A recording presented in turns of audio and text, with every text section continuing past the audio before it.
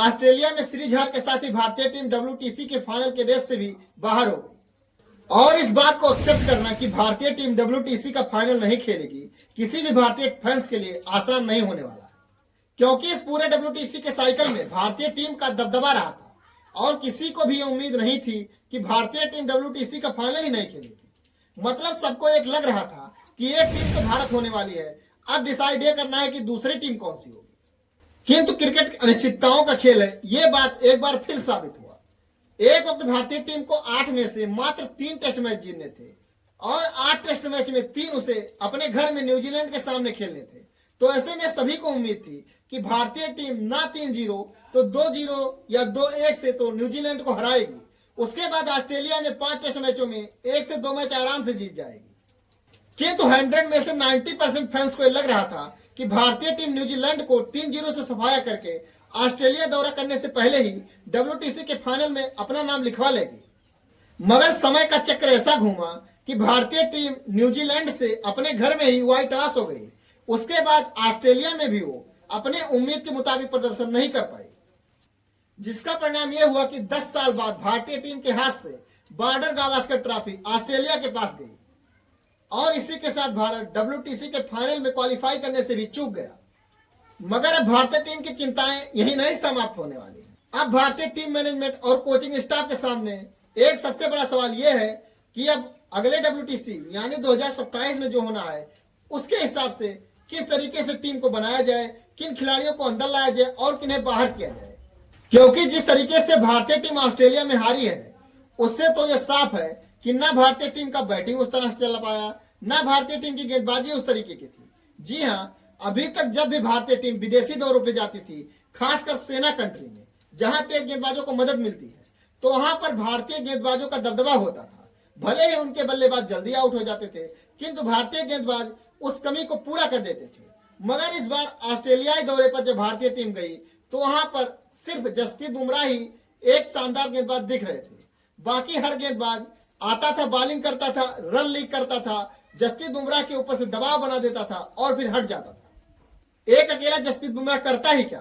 अब भारतीय team management के सामने 5 बड़े सवाल जो हैं, उसमें सबसे बड़ा सवाल यह है कि विराट रोहित का फ्यूचर क्या है। जी हाँ, विराट रोहित ही नहीं, रविंद्र जडेजा को भी शामिल कर लिया जाए तो ये 3 खिलाड़ियों का फ्यूचर क्या होने वाला है। क्योंकि अगला WTC का फाइनल जो 2027 में होना है उसमें अभी 2 साल का समय है, यानी 2 साल का जो साइकिल होता है उसकी शुरुआत अब भारत को करनी है और उसकी शुरुआत भी होगी जून 2025 में। जी हाँ, जून 2025 में भारत को अब अगला टेस्ट मैच खेलना है। उसके पहले भारत को व्हाइट बॉल क्रिकेट और IPL ही खेलनी है। तो ऐसे में अब क्या भारतीय टीम अगले WTC साइकिल के लिए विराट रोहित के साथ जाएगी या इन दोनों को बाहर करके किन्हीं नए खिलाड़ियों को टीम में शामिल किया जाएगा? यह सवाल BCCI के सामने इस वक्त बहुत बड़ा प्रश्न चिन्ह लेकर खड़ा है। और न सिर्फ विराट रोहित बल्कि BCCI को यह भी तय करना है कि आगे अब टेस्ट मैचों में भारत की बैटिंग लाइनअप क्या होने वाली है।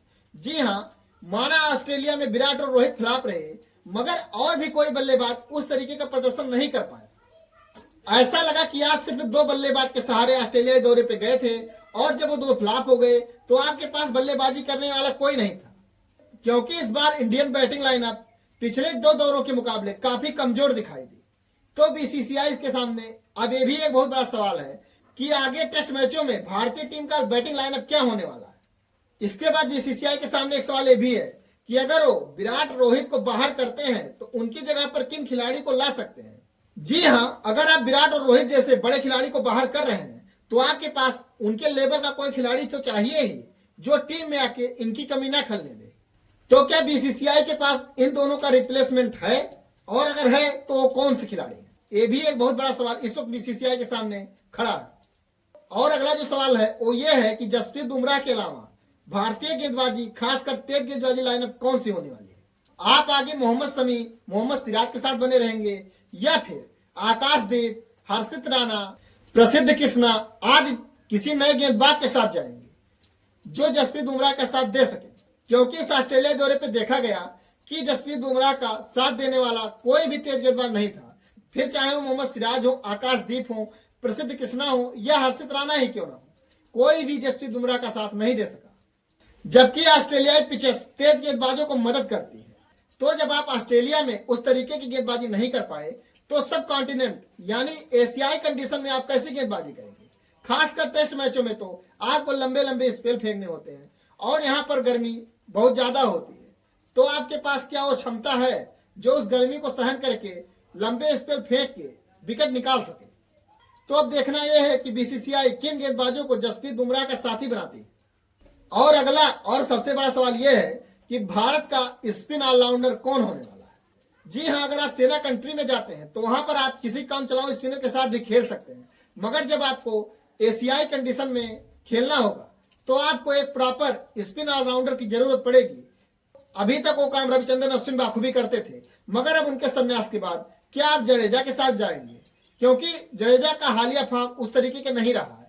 तो आप जडेजा के साथ जाएंगे या अक्षर पटेल के साथ जाएंगे या तनुष कोटियान के साथ जाएंगे या कोई और ऐसा खिलाड़ी बीसीसीआई के सामने है जिन्हें टीम में खिलाया जा सकता है। इन सब सवालों का जवाब बीसीसीआई को देना है, किंतु अभी उनके पास समय है, क्योंकि भारत को अगला टेस्ट मैच 20 जून को इंग्लैंड में इंग्लैंड के साथ खेलना। किंतु अगर अभी से बीसीसीआई इन सवालों का जवाब ढूंढने में नहीं लगेगी तो आगे उनके लिए बहुत दिक्कत होने वाली है। आपके हिसाब से बीसीसीआई के सामने सबसे बड़ा सवाल कौन सा है, कमेंट बॉक्स में कमेंट करके जरूर बताएं। और अगर वीडियो पसंद आए तो वीडियो को लाइक, चैनल को सब्सक्राइब और बेल आइकन को प्रेस करना ना भूलें।